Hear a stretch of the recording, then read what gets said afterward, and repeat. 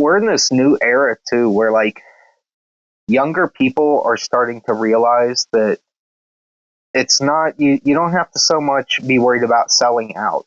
It sounds bad on paper saying the words, but the reality is it's called earning a living within the realms of the thing you excel at.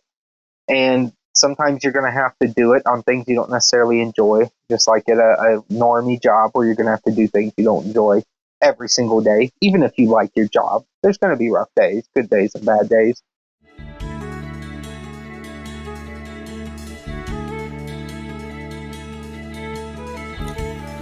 Do you feel continually let down by modern media?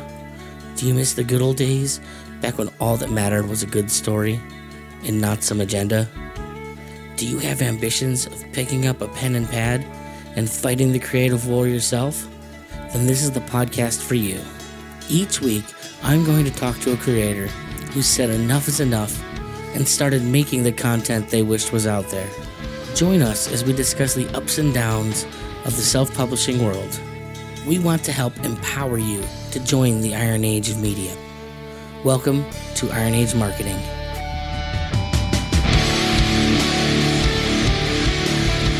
As I said before, it's another fine day here in Ohio. The temperature won't decide what the hell it wants to do. You're up north. I'm down south.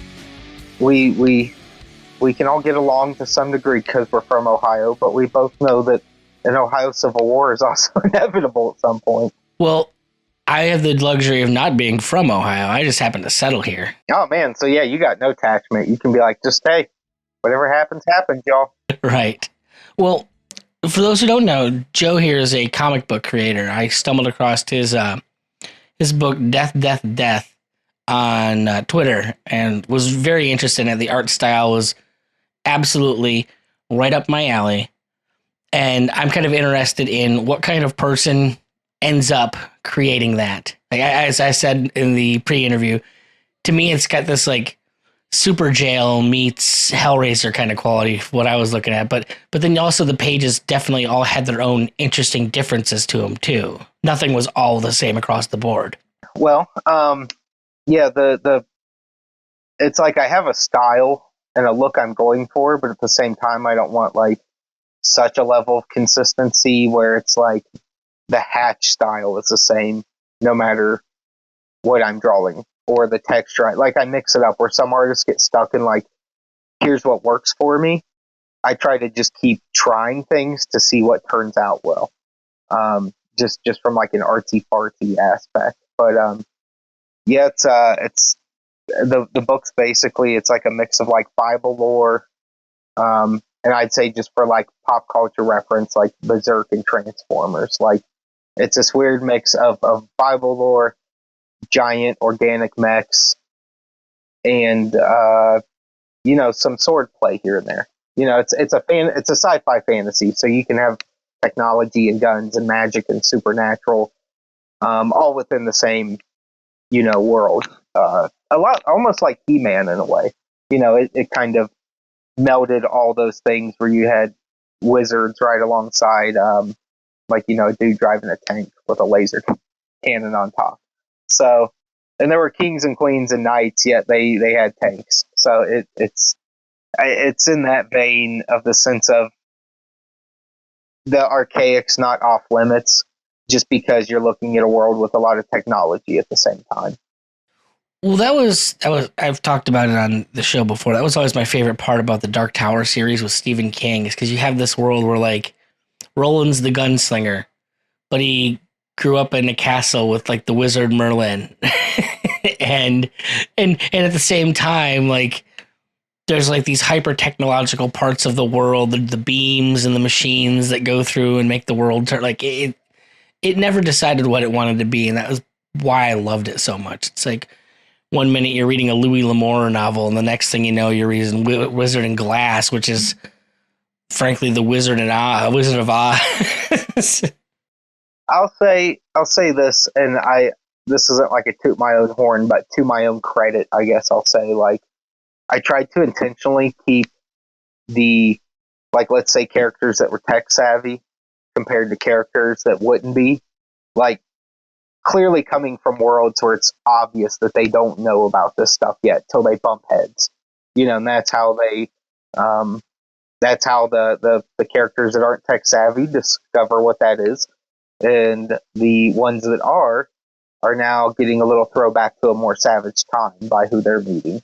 So there's basically three core factions in the story. There is a planetary system called the Blood System, where like a renegade angel basically is parading as a king.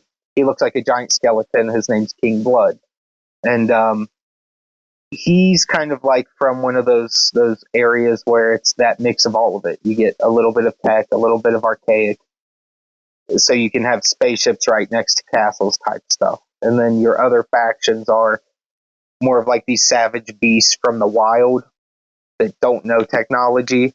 And then you've got the middle ground characters that are almost pure technology by the time they run in. So you have the magic, the archaic and savage, and the tech kind of all meeting in one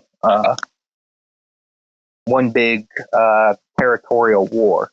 Because most of it's a war book. It's a family book mixed with a war book. It focuses around a family caught in the midst of it, but you're also getting the story of what's happening in the war simultaneously, but through their eyes in a lot of ways.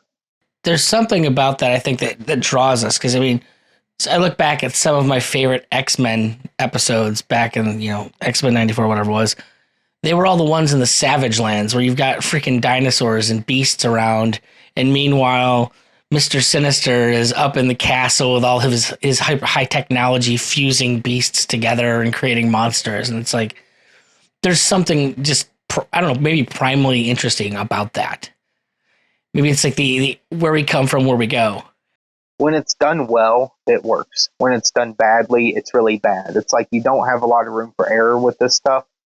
So it's like you draw inspiration from things like that. You look at the guys that did do it well. Your Chris Claremont's, endless amounts of manga and anime creators and stuff. Anno's Evangelion. It was this weird mix of supernatural, yet they were aliens, yet there was biblical prophecy being fulfilled, yet giant mech. You know what I mean? Yeah, it's super weird, and that's part of what makes it cool. Is that you're made uncomfortable by weird imagery. It's not necessarily always gruesome. It's just weird. Weird sounds, weird stories, characters that are where their personalities are defined enough that you can kind of tell who's Evangelion just did such a good job of of basically taking a psychology book and opening it up and being like, here's a character, he's going to have mommy problems. This character is going to have uncle problems. And they just figured out how to make the personalities fit so well that they were all really defined on what their hang-ups and quirks were. In the same genre, I think back to one of my favorite animes from back in the day, Trigun. And for me, it was the idea that okay, there's these two brothers and they're technically plants. They look like people, but they're really next generation vegetables. I'm having difficulty with this one, but it was great. Well, there's so much competition in Japan in terms of being creative and standing out with something different that it may take a zillion manga to get that one awesome one, but that one awesome one, man, it leaves an impression on people forever. And I think that's part of what I'm trying to do with Death is give people a story that will leave a lasting impression.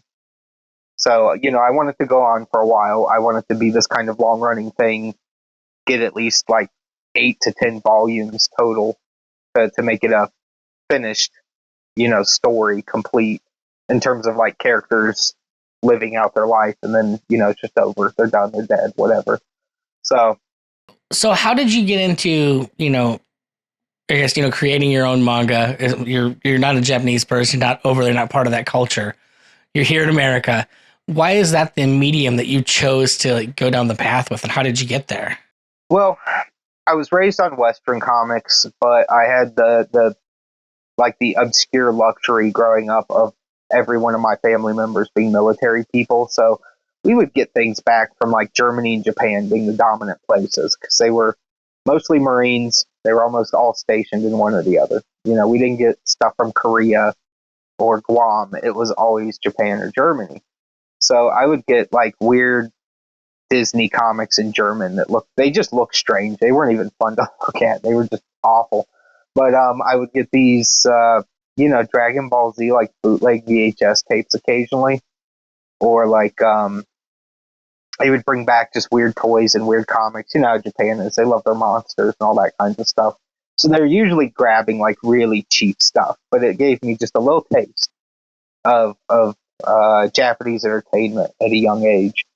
And by the time the mid 90s, it was finally starting to get easier to get a hold of. Not so much manga, but at least like anime was becoming commonplace at mall video stores, and cable was running a lot more of that kind of stuff. So it had a big influence on me, despite the fact that I grew up with Western comics. Because I love superhero comics. I love DC comics. I did. I don't so much these days, but at one point in my life, that was the universe. I loved the fatherly DC universe of characters, and I loved the X-Men and Spider-Man and all your typical Marvel stuff too, and some indie stuff. But when I was growing up, I was a little too young to really for that to catch my eye the same way as all these colorful Marvel and DC books on a shelf.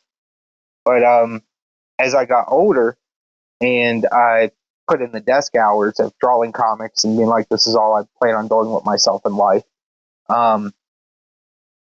Inevitably, you get bored and you get tired of what you're looking at too. You start to revert back to other things you remember being cool. And eventually I started to revert back to anime and manga and be like, you love that stuff your whole life. You phased out of it for maybe 6 years. Just go back and try to get back into that. You're getting bored with just picture of Batman standing. It's great when you're a learning artist and you're growing up and you're trying to get better with anatomy, but it's I've already seen it for 30 years. I'm tired of it now. So what I did was I just kind of drew inspiration from all the stuff I liked, whether it was Akira or Berserk or X-Men or the more wholesome DC kind of era stuff, and kind of work that all into one comic book of the story I've been wanting to tell forever, but I couldn't because the things I wanted to use for it were all owned by somebody else. So eventually I was like, you just have to find a way to tell the story using all your own characters. And it's not like I was foreign to using my own characters. I just already had an idea in my head. So once I snapped out of that and got it together, I started working on Death, Death, Death prior to it having a name, probably in 2014, 15. I really started to lay the groundwork for it and do design work and things like that. And eventually when it got to the point where I had a good enough idea of the story to go ahead and start drawing artwork, I probably worked on it for about a year in between paid gigs. And that allowed me to, when I did the Indiegogo campaign, to at least be a little ahead. I'm still, a little late right now, but it's also it's a 300-page book. I draw it, I color it, I letter it. The only thing I don't do is 100% of the editing, because that wouldn't make sense. The whole point of an editor, someone else reads it. So it's the eyes. When your eyes are used to looking at something, they're used to it and they don't notice anything. You're 100% correct, man. I've got 3 editors that have each been doing run-throughs on 50-page chunks at a time, and we all keep missing little things. It's your brain starts to read and it fills in those gaps, even if a word's not there. And it's difficult because even the best of the best miss some stuff. And it's I don't mind a few little things here and there. No one's going to notice 2 or 3 grammar errors in the entire book unless they're just really anal retentive about that stuff. But well, I'm into copywriting. That's one of my interests, and I still send my copy to other people to look at because one of our things we're always harping on is you want to give the benefit, not the feature. And following that logically, like your brain does jump. So like you feel like you're giving a benefit, but if you keep following, like, but no, that's not really what the benefit is. That's still a feature. And this is really the benefit that thing's giving. But your brain just automatically does the jump and like makes you think it's the thing because it's just doing the work for you and doesn't want you to waste the energy getting there. It's wild how it works like that. Well, it is because we know it's going to happen, but we can't necessarily control it in the midst of it, especially when you get settled in and you start working. You know what I mean? It's like you get a flow, and I think when people are in the zone or they get a flow going, it's almost easier to miss something because you're enjoying your work, you're moving good, you feel the progress being made. So it's one of those things where I that's one of my biggest regrets is I didn't equate editing time and the fulfillment time, like in my head, because I've been drawing comics and commercial art and a bunch of stuff like that, graphic design, since like 2002. So my whole life has been you draw a page, either pencil or ink or color or whatever, then you hand pages in and you move on with your life. You know, once you do your gig and you get paid, then it's on to the next thing. You got to make money. And that's how my brain thought. This would being the boss is its own thing, huh? Where you're the guy who's the next step too. Yeah. And honestly, like me and my business partner, Shane Mess, at King Toad, our studio, we've both ran like comic book shops we used to own, stuff like that. We tried other endeavors in between of trying to reach our creative goals. Like, well, you know, that's still a big part of being involved. Let's open stores, things like that. So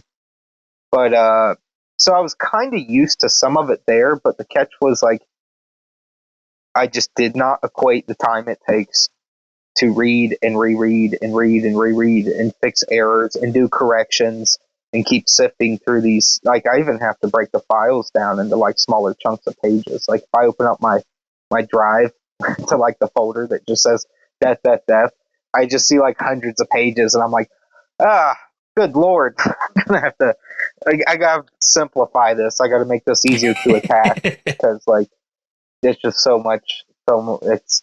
it's overwhelming, even though I did it to myself. I don't want to sound like I'm complaining. I made the call to do it this way. So we've talked about like how your Indiegogo's taking a long time on the fulfillment side of things. I'm curious how that works, being that you've gone that route. Most people kind of are figuring 6 months, and then like I get a product like a month or two after it, the campaign ends.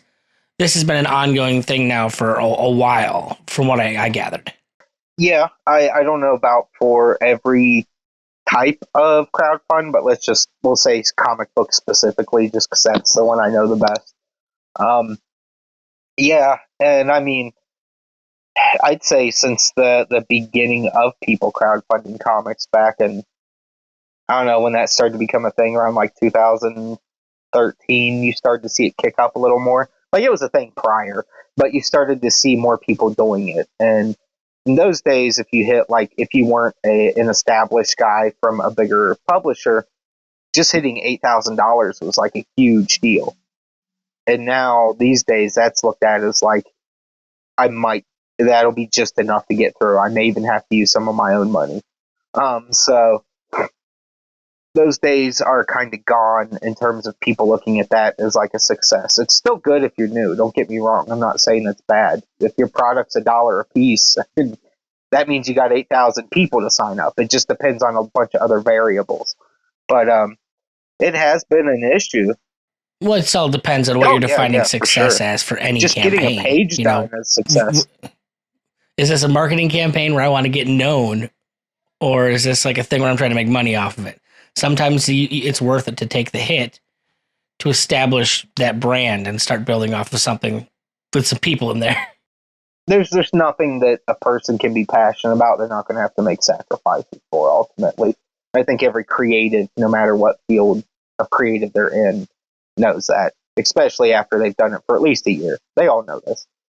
Well, my favorite story in that was I remember reading an article once that the Flaming Lips had in their business model that they had to sell 3 songs per album for commercial use to be able to afford going on tour because of how like expensive touring is for them. And it's like you do the business you do so that you can do what you want to do. And however that shakes out, you find a way to make it work. Yeah, and I mean, I think we're in this new era too, where like younger people are starting to realize that it's not you don't have to so much be worried about selling out. It sounds bad on paper saying the words, but the reality is it's called earning a living within the realms of the thing you excel at. And sometimes you're going to have to do it on things you don't necessarily enjoy, just like at a normie job where you're going to have to do things you don't enjoy every single day, even if you like your job. There's going to be rough days, good days, and bad days. Well, I used to have a buddy who'd give me shit because like I'd play in cover bands and whatnot, and it's like, go show me the part-time job where I can show up, make $20 an hour, and drink while I'm doing it and practice guitar. Like, if you find me that job, I'll take it, but that's this job. And honestly, if you're playing in a bar, it's not that you can't throw your own songs in, but people like what they recognize in those environments. It's like, hey, I'm trying to make the people that showed up here are perfectly happy with me playing cover songs and making money at it. You know why? Because they all want to kind of get a little drunk and shake a little bit to something they recognize, you know. Well, and you understand what your job is on a Friday night. It's to help people sell drinks. That's it. That's what your job is in that situation. Yeah, your job's to give them a good time with your music. And if that's covers, that's, yeah. Maybe it's not creatively rewarding, but that's your job. At least that's a realm where there's so much music, let's just say like between like classic rock and metal, that people recognize at this point, that you can at least switch it up a lot. You know, there's so many songs, you know. Oh, dude, I was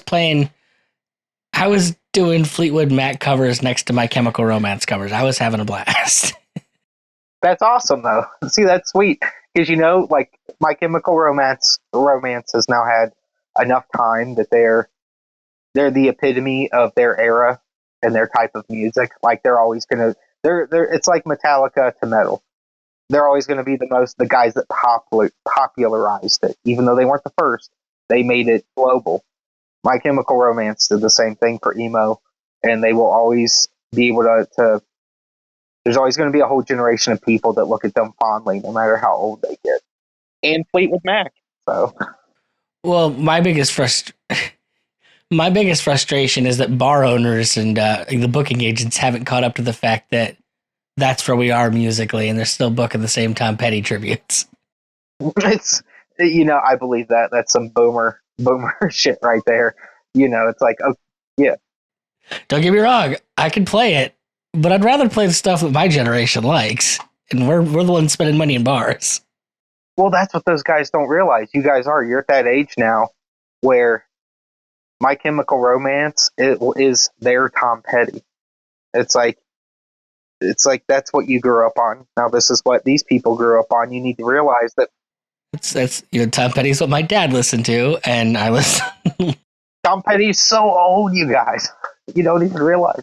Well, that's officially oldies now. Like it's what is it? Nirvana became classic rock 15 years ago. Dude, it's so weird.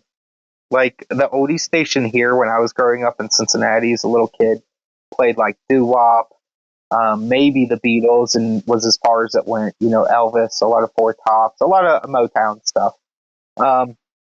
Me too. It's great. But yeah, now it's all, I love all that stuff, but yeah, exactly. It's precedent. It's classical the now. Same station on now, and they're playing the Eagles, Fleetwood Mac, and Led Zeppelin, and I'm just like, and they're like oldies 103.5. I'm like, Jesus Christ, Fleetwood Mac's the oldies. Now it used to be groups from the 50s and the 60s max. You didn't touch the 70s. What is happening? So we've been talking about Indiegogo's and building an audience. What are the big things that you've found have been helped you be successful as far as building an audience goes in your career? Well, it's kind of a mix of things. I was kind of in the right place at the right time in terms of when comic books was having their customer revolt. So when they were having theirs, I had just closed up my last comic book shop. I was over that side of it. It was like, you know what? This is no different than like working at Walmart. And I don't mean that in a degrading way. I mean that in like, I might as well just go work at Walmart, not have the hassle of trying to run a business at the same time, because it's the same job. It's just one place sells comics and toys and video games. The other place also has clothes and groceries. So it wasn't fulfilling, is my point. It was awful, and it was one of those things where I was like, I'm not cut out for this. I'm too old now. Well, and you said you're doing this at a time where there's an upheaval in the fandom. So I imagine that's making, and there's probably a time where there was a lot of camaraderie amongst the people involved in that community, and now we're watching the whole community kind of fracture apart. I imagine. Oh yeah, it was, man, and it was weird because it was like a mishmash of the political times, of what do they call it? Like dynasty comic books being ruined, the people being put in charge of them having zero respect for the characters, their history, people that worked on it prior. So we were seeing established dynasty things being smashed and ruined in real time. And it was this slow build from around like 2013. You started seeing at these like retailer events that the distributors for comics and pop culture stuff would put on. Like, and it was only shop owners that would be invited to these things. Like, these shop owners were enraged. Like, they were screaming these people down. Like, it was getting to a point where it was getting bad. I can't sell this stuff. Nobody wants it. I was kind of dipping out right about then, so I was kind of like in like I don't care mode. But I stumbled across this guy on YouTube. At the time, he was called Diversity in Comics. It was kind of a joke name. But now he's known as Comics Matter with your boy Zach. And he was pointing out all these issues. And subsequently, because he was the only person verbalizing it and being honest about it, and he was tactful. People act like he was mean and terrible and awful. It's like, not really. He's about as calm and down to earth as they come. Just a super normie. He spurred off the kind of the customer revolt in comics, and had a huge community drawn to him because of that. And that allowed guys like me that have been trying to get in that door my whole life. And then the minute I'm good enough to get in that door, the door is closing now because the business is falling apart. It's not because I can't cut it. It's because there's no jobs, because it's not making any money, and they'll only hire people to work for peanuts. So it hurt knowing that I was watching this thing I grew up on and I loved and wanted to do my whole life just being destroyed, and now it's down to just indie comics. Well, the thing was, that's like that blessing in disguise where there's, it's dark in the tunnel, but there's a light at the end. At the end of it, indie comics turned out to be the answer. So now there was this groundswell of people just looking for good comics, and it allowed me to kind of get into, I wouldn't say the groups, but allowed me to network easily, because there were people seeking it out on Twitter and Facebook and the different social platforms. It's the same thing that happened to music 20 years earlier. Like when studio stuff started getting real cheap because the technology got cheap, like you started being able to buy interfaces for a couple $100 instead of 10, 20 grand. Guys in their garages and basements said, I don't need to go to a studio. I can crank out records myself. I always cite the very first All American Rejects record. These two dudes made that thing in a basement and sold it to a major label. And to me, that's amazing. And the idea is like, you're going to get I think you're going to get an honesty that you don't get out of people, like, which makes more sense now, where since we can all go to our own fan bases, we can go find the people that resonate. We're not the idea, in my opinion, having followed mass media for 30 years now, the big thing is the rock stars are dead. The idea of superstars in general are dead. Like, the musicians I grew up with are probably like the last of the really iconic people. There's a certain degree of it, I guess, maybe in like the YouTube, Twitch space where you have like over the top large creators. But that's even that I don't think is going to last forever. I think it's because they're new media. Niche marketing, niche, audiences is a thing. And I harken back to the idea of like the 1,000 true fans model.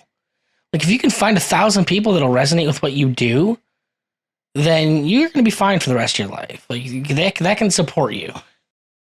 You keep those 1,000 people happy, you can have a comfortable middle class life, raise your kids, give them a good upbringing, comfortable lifestyles. Yeah. And the problem is you've got companies like DC, Marvel, that they're selling only those numbers of like units, but they're trying to maintain these huge corporate entities on the same fan bases as, and it's because a particular niche essentially took over those particular companies and they're doing niche marketing like everybody else, but their business model can't sustain it. Are you familiar with Finn McKenty? I've been a fan of Finn for years. Okay. I like Finn a lot too. I find him very insightful and realistic with expectations. Oh, me too. But he is. But he's one of those guys where it's like even when he's wrong, there's a nugget of like you got to give it to him on certain things. But he was actually talking about something like this not too long ago in terms of like that last era of superstars. And that last era, and it really was the My Chemical Romance, the Paramore, that Fall Out Boy. It was that mid 2000s kind of group that all started to fizzle a little bit by like 2010, 2012. But and like I'm old enough, I couldn't tell you a single thing that's popular right now. But it's because I don't think anything's popular like things were popular when I was a kid. Because you have the different fan bases. Well, yeah, he pointed out too, it's one of those things where we all kind of took in the same TV, the same radio, and he was right. We had what we had. And that's why, like, everyone knows who the Kardashians are, whether you've ever watched an episode or not. You know who Kim Kardashian is. You don't have to have seen her show ever as a normie to know that name 100%, who she is, what she sounds like, etc. And I think he's right. We may not see that again because algorithms and the way we've taken media now is so narrowed down to people's specific taste that we're just not all casually taking in the same stuff any longer. Unless you're like a sports fan or something, Along that vein, where comics are kind of reaching that point now, I've been saying, I remember 20 years ago, people were saying, oh, well, there's no good music out now. And I'm like, there's more good music out now than there's ever been. The problem is that you have to go find it. And the thing is, you'll find something more tailored to your particular taste than anything you've ever found before. But it's not going to be broadcast. It's just people out there doing it, and you gotta go find it. Every time I've heard I was one of those kids too, where when I grew up, I really dove deep into anything I got into. So if I got into Transformers, or if I got into like like Emperor, like some Norwegian black metal band or something, I would want to learn everything about that particular thing. The band members' names, the amount of times band members have changed in the group, when the records were released, how long they'd been around, anything they did prior to their bigger signings, anything they recorded in a basement when they were 12. Like, I just enjoyed learning about things I was into. And luckily, I learned about tons and tons of stuff just during like my teens. But I understand now in my life now, like, it is hard to go out and just seek things out and find things because people get so bogged down. I got a wife and kid, man. I don't have any time to do shit. Yeah, you know what I'm talking about. Then there's a point where it's like I don't know when I'm going to sleep. Like there's no hours left in the day. Like once I do this, this, and this, and I get the things I want to be doing with myself out of the way, plus what I have to do, there's no time left. So like it's tough because we don't have that common media to make superstars, but we have the luxury that you can make it in the niche realm or even blow up from there, just depending on how you're doing it. And in terms of networking, before I forget this, I just to be realistic with your audience, like for me, when I discovered a large swath of comic book fans that were all cohesive and you could kind of speak to them all together, whether it was on Twitter or wherever, like the people gather. Once you, for comic books, it's tough because you have to try to hit a bunch of audiences that don't necessarily know or care about comics. So what you'll do is you'll end up indirectly or directly making connections with people that are at least in the realm. So whether, even if they're just a funny YouTube creative that also talks about movies, you try to get on, you try to meet these people, get to know these people, and it can take a while in some cases because they're pretty busy people too. Most of them have wives and kids and lives to maintain, and even if YouTube's their job, like they've got to try to answer the 10,000 emails and the 10,000 requests to tell, can I come on your show? Can I be on your show? So what I did was I just took the gradual approach of you don't suck up to them, but you're nice to them, at least in the public ways. And you try to interact and get to know different people. And then in time, it will work its way to where you'll get to know them even more, where they'll be comfortable around you because they've seen your name or your face and your words on a screen hundreds and hundreds of times. So now they feel at least a little closer to you. Sounds an awful lot like relationship building. That's what I boil everything down to in marketing. It's all about building relationships. Well, the little realm of like Comicsgate, like I jumped into that day one because it was a consumer movement and it hadn't been too much turned into a political thing yet. Like obviously a lot of the people in it were right leaning, but well, I did notice that you've been very, very coy about using that word even in this show. It's come up as a consumer revolt a few times, but I get what you're talking about. yeah. Well, that's it. Yeah, well, some people act like it's something weird or scary, and it's not. It's just a bunch of disgruntled people that used to love buying comics that now hate comics. Mainstream books because they're awful. But they want to love them. That's the catch. They want to love them. They're not being allowed to. But even in that little realm, it took me, I'd say, about 5 or 6 years of getting to know everyone in it. Some of them I already knew just from the comic book world, like conventions, and you meet people over time when you're doing the indie gigs and working on comics. So, like, some people I already knew, some I was getting to know. And over time, it took me probably about 4 to 6 years to really build that into a big network where I know there's guys with huge platforms I can go to anytime if I really need them, and they're not going to say no to me. Like I need to do my press release and get this out as quickly as possible, as many people as I can. Can you help? And they know I don't have time to do YouTube full time like they do. Like I'm so bogged down with work, I can't commit to anything else that would be to my own detriment. Like I can't focus on comics, running this business, getting the products made, taking care of my kids, and paying my bills, and doing the paid work I have to do that. And make and make good YouTube videos. But you love it, right? Like something's got to give in there. So luckily, those guys like me enough to where we're now friends in a lot of ways, to where it's easier for me to go to them and say, "Hey, brother, I never asked you for anything. I mean, just hook me up, help me out. If you need something that's within my capability, I will reciprocate." And a lot of times you don't even have to go that far. You just do it because you're all buddies. But that helps too. That's one of the big things. But at the same time, I don't want people to think it's all about YouTube, because if your work ain't good, if you're not making quality books, or if your writing is subpar, if your writer or your artwork looks like shit, you can't get upset when people are harder to network with. But that's because your product's somewhat a bit of a representation of yourself. And if the product looks dumpy and bad, even if, let's say, parts of it are good, they can't read your mind. They don't know that. So it's a patience game. It's getting to know people. going to events they're going to be at, meeting them and being polite and giving them some stuff too so they remember you. It's a bunch of little things that add up, you know.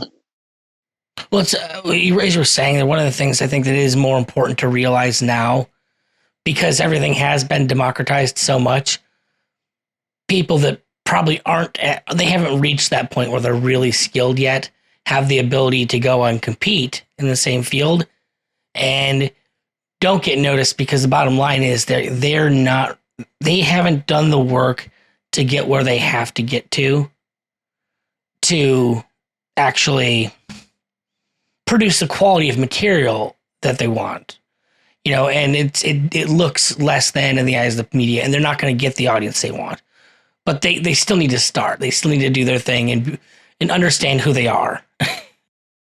They still need to keep going. Yeah, there's nothing I can stress more than trying to be realistic with ourselves, as tough and frustrating as that can be at times. 'Cause, I mean, I would say at least once a month, maybe, I try to like really look at myself and be like, am I the problem with this thing? Or is this thing the problem? And I need to, like, I try to really look at things and make sure it's not just me being an idiot or doing something wrong before I assume the worst of other things. You know, it's kind of like, did I immediately get shadow banned, or do I not know what the hell I'm doing this month? yeah. Well, it's like, you know, it's like that thing where you'll hear techie guys say this, like, it's not the computer, it's the user. And I think sometimes that is the case, and that's hard to accept because, like, I'm not the most entertaining guy. I can get by on some streams and do okay and have good banter, but like, there's also nights where I'm beat, dude. I ain't got an ounce of life left in me, and I'll still try to make a show or do something and be like, this audience is new to me, and they're all going to think I'm just quiet, and stupid, and I got nothing to say. But it's just because I'm fighting to get through this. So it's well, I have the distinguished position of having actually fallen asleep on a podcast before. Just kind of edged my way out of frame and let everybody else talk. Kept the camera off me. Yeah, well, dude, it's just how it is. Like, if you want to do anything in life that you care about, it's going to be a grind. And even if you get the success you want, now the new grind is maintaining that and then moving it up if that's your desire. So it's difficult because even if you're making a lot of money, it doesn't mean that money will stretch out into employees and everything else. If you're trying to have long-term people to help ease the load, like, you got to accept a lot of tough realities as you go on any creative endeavor. Like, if I can outsource some work, I do, but there's really not much I can short of like the literal printing, and like I don't have the money yet to afford the payrolls for people to do this stuff for me. Well, and that's why one of the things I'm excited about is like there's more people like me, or I'm not a comic book creator. I fancy myself a writer sometimes, but I'm not really a writer. But I love what other people are doing, and you know, I have my skill set in marketing, and I'm looking to help as many people as I can realize, you know, take some of the burden off of what they're doing to allow them the time to do what they're really good at and not have to worry about the other stuff. That ecosystem and like the way it used to be there, the big industrial scale isn't there yet. But the more people develop each different part of that cottage industry in this new ecosystem, is just going to mean more people are able to go out and thrive without having to take on the burden of being a comic book printer at the same time as you're the comic book creator, things like that. And I you know, 10 years from now, I have all faith that this is going to be a thriving system as much as it can, given, you know, broader economic situations, we'll just say. Well, I think part of it too is like you're seeing this weird mix right now of people that are like, crowdfunding shouldn't be the way to go long term. And then you'll see other people that are like, I don't know, I'm fine with just crowdfunding long term. Like, what's the issue? Why should I try to do it other ways? And it's like, once you start looking at the tax benefits and things like that of it, you start to understand that this is why people just want to solely stick with crowdfunding. Because if you're like I've got a website being built right now. It's nearly done. It'll have a store and all that stuff on it where we can resell our products. I have to pay sales tax on everything that sells over there. money I get from Indiegogo is like a donation. It's like capital that someone's just giving you to use. There's no sales tax on it because you're not selling people individual units. You're selling them an idea and they're giving you money and you're promising a gift. And that's how the law looks at it. So you see the benefit of it because yes, if you're paying yourself, you've got to pay taxes on your personal pay still, obviously. But your business, like I have an S corp. The S corps don't pay federal tax anyways. It's just how they're set up. So that's not really a worry. I don't ever have to fuss with federal. I have to file it, but I don't. There's never any money, no matter how much I make, going to them. But on the state level and the local level, you can still get a lot of money eaten up from you. If you're talking, I sold units and made money on them. Where if people are just giving you capital and you're giving them a gift. Now you need to be a tax expert too, bro. Yeah, you got, dude. I've been doing my own business taxes for years now. It's terrible and I hate it, and it makes me miserable for like a fucking week straight. But you learn a lot of things along the way of why people do things. Like I didn't even know that initially. I was reporting our first two Indiegogo runs as like money made. And paying in tons of extra that I didn't need to pay, that wasn't necessary. And I guess I could go back if I really wanted to be nitpicky and try to like amend these old ones. Yeah, but like, who wants to do all that shit? Like, it's one of those things where the reason people want success and they want money, it's not just for let's say frivolous things we want in our life or petty things that we just want the money to buy. A lot of it's because it just offers you a certain level of convenience because other people can now do things for you that are terrible pain in the ass. And these people are specialists and that's what they do for a job. So they're more than happy to take your money to do it. And it allows you a little more freedom and less weight on a person's shoulders in their daily lives. So like, I get the crowdfunding model. I totally understand why people do it. I'm trying to find like a middle ground where I can still resell stuff, but still have some capital coming in from the crowdfund side of it, where it's like we have, you have a little extra wiggle room. Maybe it's not millions of dollars of wiggle room, but I mean, thousands is still pretty nice. It's still to know you can make a $5,000 error and you'll survive it. Is a nice feeling to have. You don't want it to happen, but it's like, hey, at least I know we won't we'll still be able to get our books printed if there's some huge screw up or something terrible happens, so. Well, thank you so much for coming on and talking to me today, Joe. I think there was a lot of good stuff in there for people that are new to doing this.